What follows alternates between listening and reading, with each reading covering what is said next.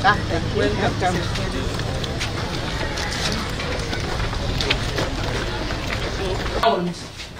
Letter name and sound. Same letter name and sound.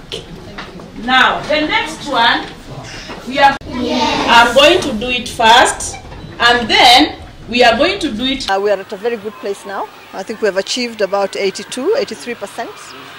We are hoping that by the end of this month we'll be able to actually assure the country that the 100% policy of His Excellency President Uhuru Kenyatta has been fully adhered to, and that all our learners who completed Standard 8 have moved on to Form 1. I was talking to the principal of this school, this current school, and all her learners who completed Standard 8 have moved on to secondary schools. So in this school there's been a 100% transition from Standard 8 to Form 1.